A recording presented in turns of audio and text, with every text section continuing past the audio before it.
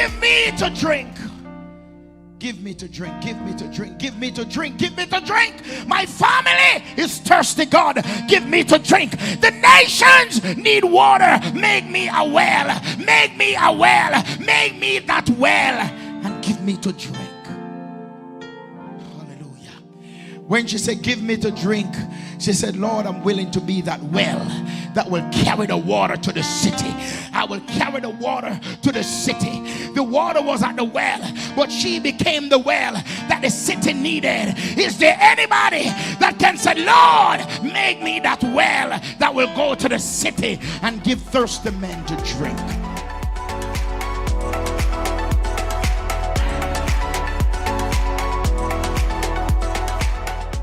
Hello and welcome to Community Worship Center, where the Word of God is the broken bread and the naked truth.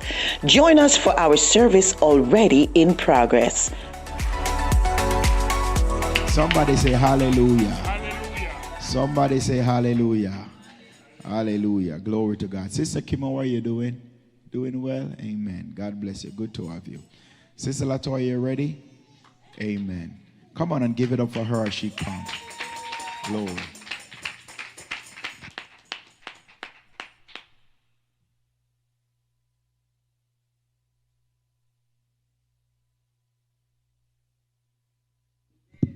Hallelujah.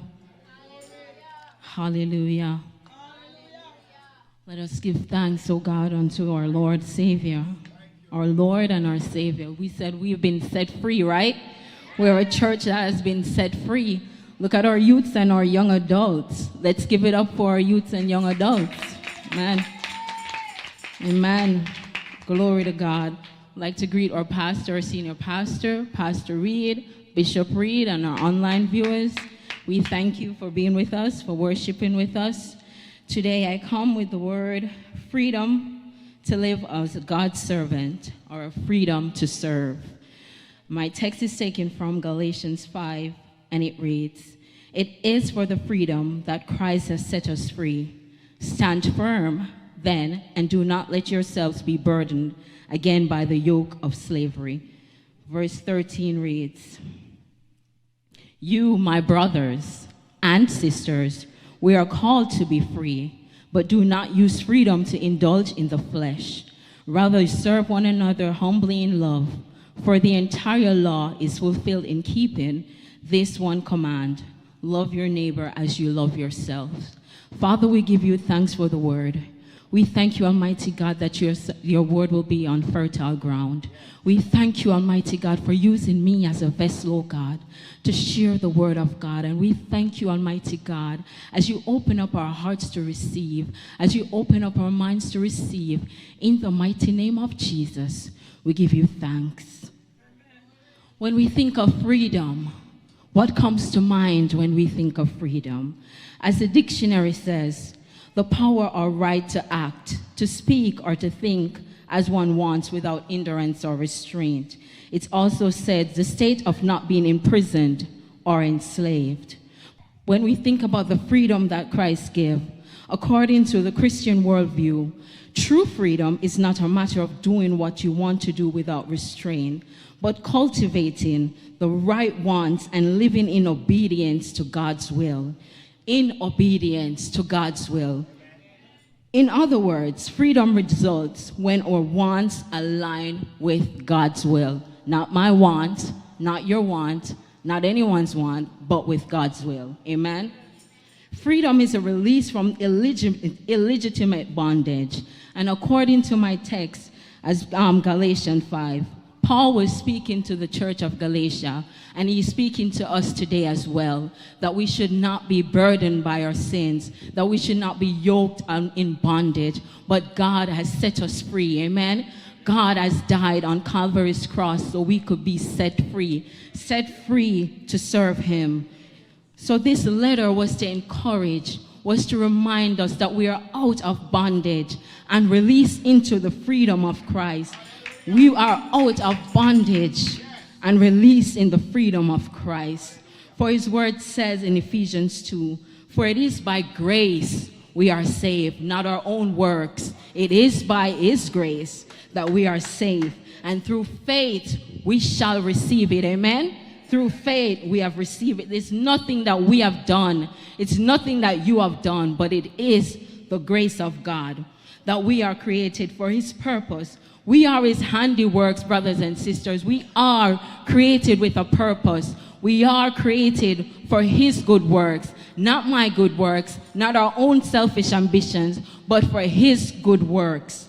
In the mighty name of Jesus, that which was prepared in advance, not yesterday, not last year, way in advance, before we were in our mother's womb, before we were knitted in our mother's womb, we were created with the purpose. As Jeremiah says, he has created us with a purpose, plan of good and not for evil. So we should not be people, brothers and sisters, be yoked, be burdened by the bondage. Remember that the grace, that he died on Calvary cross, that blood was shed for our liberation. That blood was shed in the name of Jesus, that we will receive freedom in the mighty name of Jesus.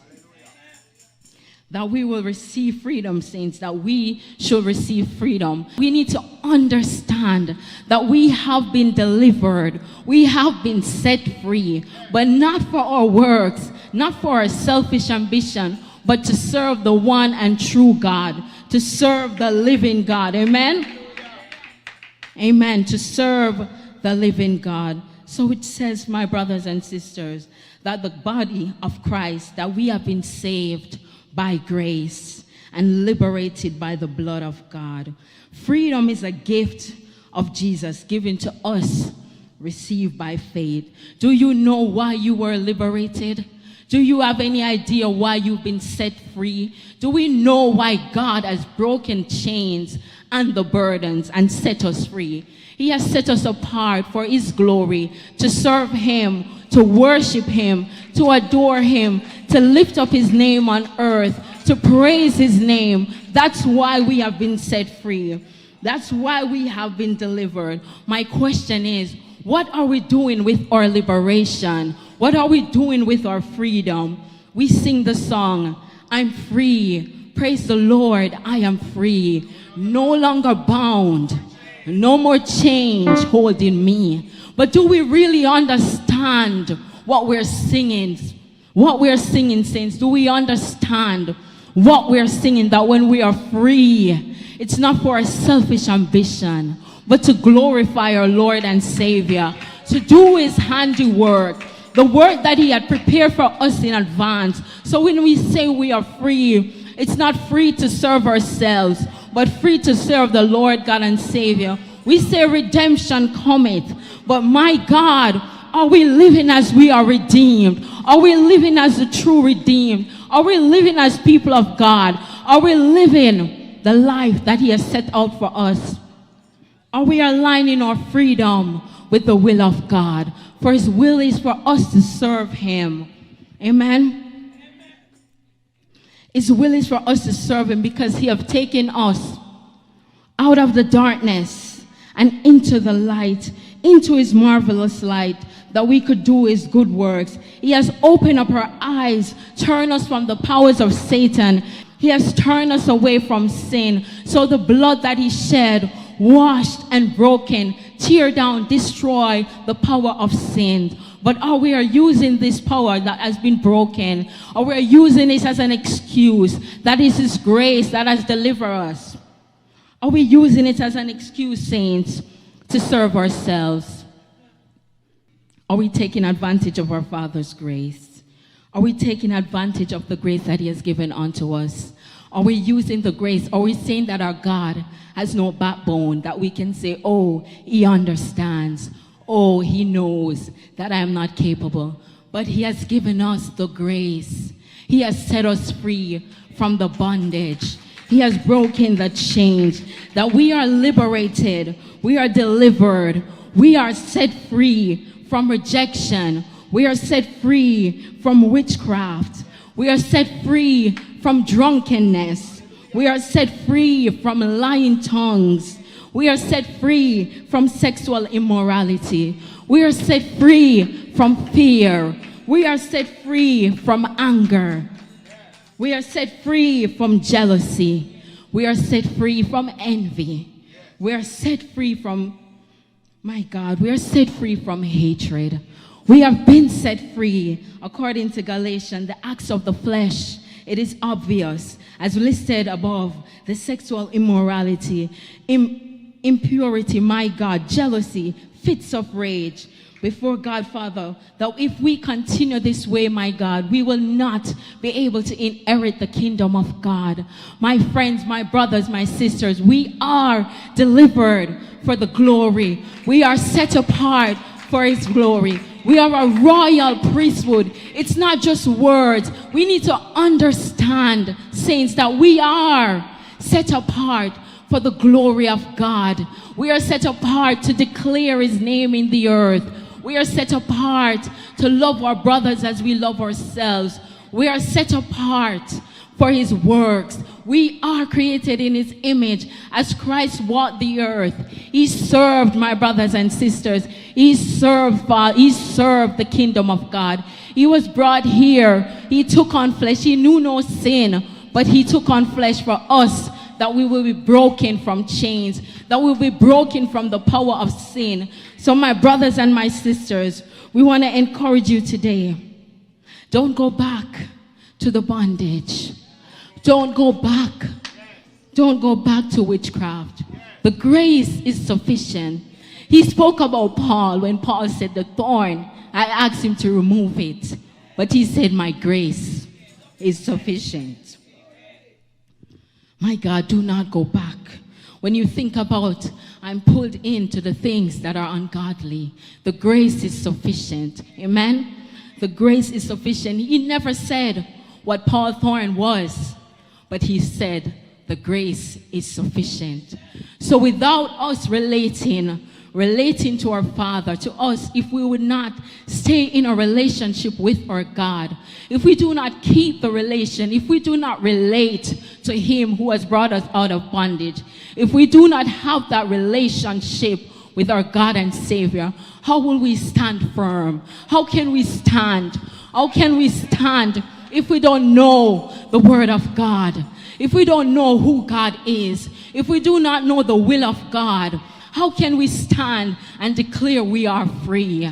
How can we stand outside of bondage if we are not connected to the Lord and Savior? How can we stand if we're not connected to the Holy Spirit? He who leads us, we say he is in us, right? He lives within us. How can we stand, saints, if we are not under the submission of Christ? If we are not under the submission of the Holy Spirit? If we are not under the leading of the Holy Spirit? So my encouragement to you, as Paul was encouraging the Galatians, don't go back to a life of bondage. You have been set free for the glory of God. You are set free to proclaim his gospel. But for us to remain God's saints, we have to remember that the grace is sufficient. The grace is sufficient. So don't go back to the witchcraft. The grace is sufficient. Do not go back to the drunkenness, because the grace is sufficient. Do not go back to the lying tongue.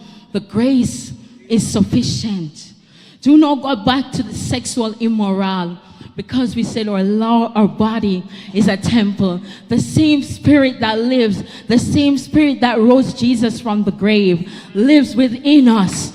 Lives within us. So we will not go back, because the grace is sufficient.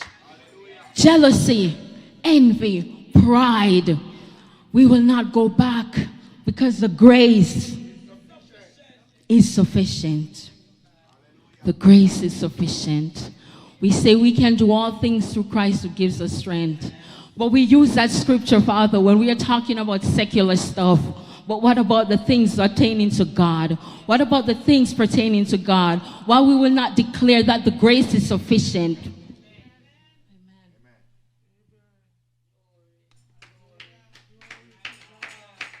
Hallelujah. We say we can do all things through Christ who gives us strength. But why, when we are pulled into the area that is ungodly? Why, when we're being pulled, as Pastor said earlier, to the things that are unlike God, when we're pulled back into the ways, when we're pulled back into the darkness, why will we not declare the grace is sufficient, the Lord is sufficient? Why will we not declare that we can do all things through Christ who gives me strength? The grace is sufficient. Do not forget that we are created. We are his handiworks. We are created for his workmanship. We are set apart for his glory. We are his royal priesthood. In the name of Jesus, we have been redeemed to serve. We have been redeemed to serve. We have been set free to serve. So we will need to use our freedom from bondage, or freedom from the yoke of slavery, to serve the kingdom, to build the kingdom of God. What are we using our freedom for? The word says the enemy comes to kill, steal, and destroy. But God came that we can have life, and have life abundantly. But what are we spending that abundant life on? What are we spending that on, saints? What are we spending that on? Are we using our time to build the kingdom of God? We come to church, saints. We are here 7 days a week. We are not here 7 days a week. But we come sometimes only for 2 hours to serve God. For the other 6.5, what are we doing with our freedom? Are we helping the sick? Are we loving on our neighbors? Are we worshiping in spirit and in truth? Are we serving our God? Are we praying for each other? Are we encouraging each other? Are we serving our flesh? As he said, do not go back to the bondage. Stand firm. Stand firm. Stand firm in the freedom of God, in relationship with God, in relationship with God, not with relationship with yourself, but in relationship with the true God. So, saints, my question today is, how should we serve? If we will not be yoked by bondage. We will not be yoked by sin. And we are living according to the will of God, to serve him, to serve his kingdom, to build up the kingdom. How are we serving? How are we serving? How are we spending our time? Some ways we could serve. We have our mission statement on the board here. Get behind the mission. To use practical living, to serve our community. Get beyond the mission of the house in the name of Jesus. Saints, we should go beyond the 4 walls. It's not about our 2 hours we're here lifting up God together, but what we're doing beyond the 4 walls. It's not us, we need God, but others outside need him. How are we using our time? Are we visiting the sick? Are we encouraging through love? Are we evangelizing? Are we advancing the kingdom? Are we developing our local community, as our mission says, to go beyond the 4 walls, to use prayer, to develop youths, to develop people, to develop using practical Christian living? Are we going beyond the 4 walls? Are we giving? It's not just giving money, but our time. 24 hours in a day, how much of it are we giving back to God? How much of it we use to glorify God, or we use it to satisfy our flesh? How much of it we use to glorify God? We're not saying get busy where we will not have a relationship with Christ, but we're saying get busy for Christ, to be working, toiling for God, even on the job, serving him, even in our homes, serving our families, even with the talents that he has given unto us. The gifting is not for you, my brothers. It's not for me. It is for the building. It's for the enhancing of the kingdom. The Great Commission, we take it for granted. We get fat on the word. We do not share it with our brothers. We do not share it with anyone else because we believe it is just my God. But it's our God. He came that we can have life abundantly. So saints, let us not just sit on our hands, get fat with the word. We have a prayer line. Pray, join in. We do not have to be pastors to serve. We do not have to be missions to serve. We do not have to be holding a microphone to serve. There's so many things that we can do, CWC, to serve. We need ushers. We need people to clean the church. We need people to go out to encourage the sick. We can serve. We need people to teach our youth and our young adults. How will you serve? How can you use your time to glorify God? How do we use our time to glorify? As it said in the first verse of Galatians 1, it says, since we have been set free, it is for freedom that Christ has set us free, that we should stand firm and not be burdened by sin, not be burdened by the powers of darkness, not be enslaved by powers of darkness. We say we are no longer slaves to sin, but are we slaves to the God, our God? Are we slave to his kingdom? Are we toiling for his glory? Are we working for him? Are we serving him with our freedom? Are we serving him with our time? Are we serving him with our talents? Are we serving him with our giftings? Are we serving him? Are we serving for the purpose that we were created? We say we cannot go back. We will not go back because the grace is sufficient. We will not go back because we were created in his image. We were created for his handiwork. We will not go back to the bondage of sin. We will not go back in the name of Jesus. For saints, it's not just, we think it's optional. We think it's, oh, I can do whatever, however I want, when I want. It's not an option. It's a requirement to serve. It's not an option. It's a requirement to serve. So serve the Lord with all your heart. Serve him with all your might. For we are his priesthood. We are his royal priesthood. As the word of God says, he that begin a good work will see to completion.